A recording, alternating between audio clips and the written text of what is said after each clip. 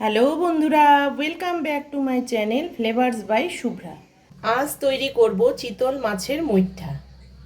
চিতল মাছের মুইঠাটা তৈরি করার জন্য আমি প্রথমে মাছটাকে ভালো করে শিলনোড়া দিয়ে থেতো করে চামচ দিয়ে কাঁটাটা ছাড়িয়ে নিয়েছি।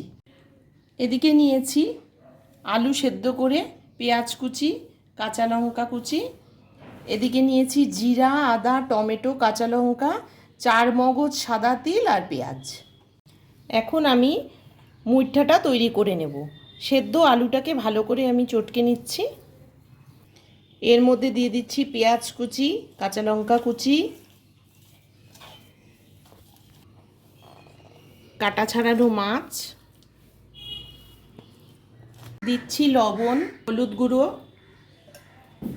একটু জিরে গুঁড়ো। এবার আমি মুইঠাটা ভালো করে বানিয়ে নেব। হাতে একটু তেল লাগিয়ে নিয়ে এবার আমার মুইঠাগুলো তৈরি করে নেব। মুঠা কথার অর্থ হলো হাতের এক মুঠ। এই যে এভাবে মুঠের মতো করে মুঠাগুলো তৈরি করতে হবে। আমার সমস্ত মুঠাগুলো তৈরি করা হয়ে গেছে। এবার আমি রান্নায় চলে যাচ্ছি। ভালো করে কড়াইতে জল গরম করে নিয়েছি। এখন আমি মুঠাগুলোকে ছেড়ে দেব। জলটা ভালো গরম হয়ে গেছে। এবার আমি মুঠাগুলো ছেড়ে দিচ্ছি। 10 থেকে 15 মিনিট মুঠাগুলোকে ভালো করে ফুটিয়ে নিতে হবে। 5 মিনিট ফোটার পরেই মুইঠাগুলো খুব ভালো করে ফুটে উঠেছে। আরও আমি 5 মিনিট ফুটিয়ে নেব। গরম জলে দেওয়ার পরেই মুইঠাগুলো কেমন বড় হয়ে গেছে দেখো। এবার আমি তুলে নেব। এখন আমি মুইঠাগুলো তুলে নিচ্ছি।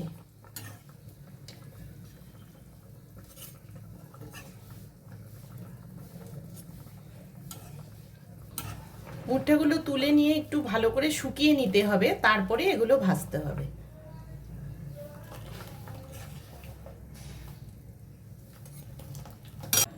এখন কড়াই গরম করে নিয়ে আমি সর্ষের তেল দিয়ে দিচ্ছি।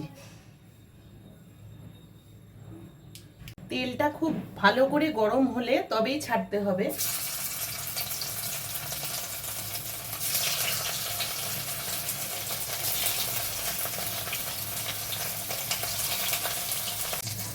ভাজাটা লাল হয়ে গেছে। এবার আমি তুলে নেব।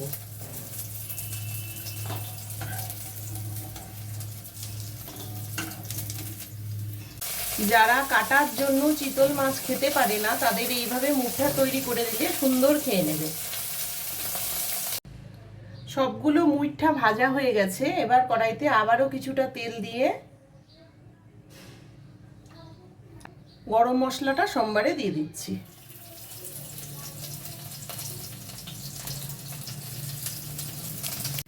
এবার দিচ্ছি টমেটো কুচি।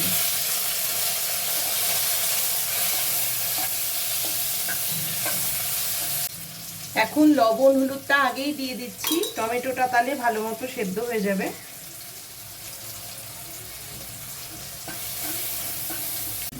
এবারে দিচ্ছি জিরে, আদা আর লঙ্কা বাটাটা।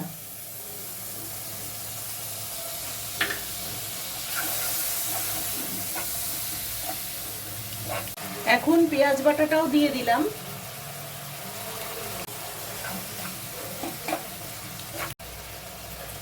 এবার দিয়ে দিচ্ছি লাল লঙ্কার গুঁড়ো। মশলাটা ভালো মতো কষে গেছে। এখন দেব মগজ আর তিল বাটাটা।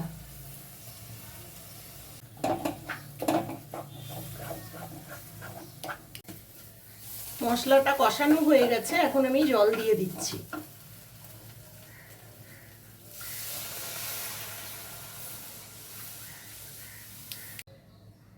যে যেরকম ঝোল রাখবে সেই হিসাবেই জলটা দিতে হবে। ঝোল ফুটে গেছে। এবারে আমি মুইঠাগুলো আবার ছেড়ে দিচ্ছি।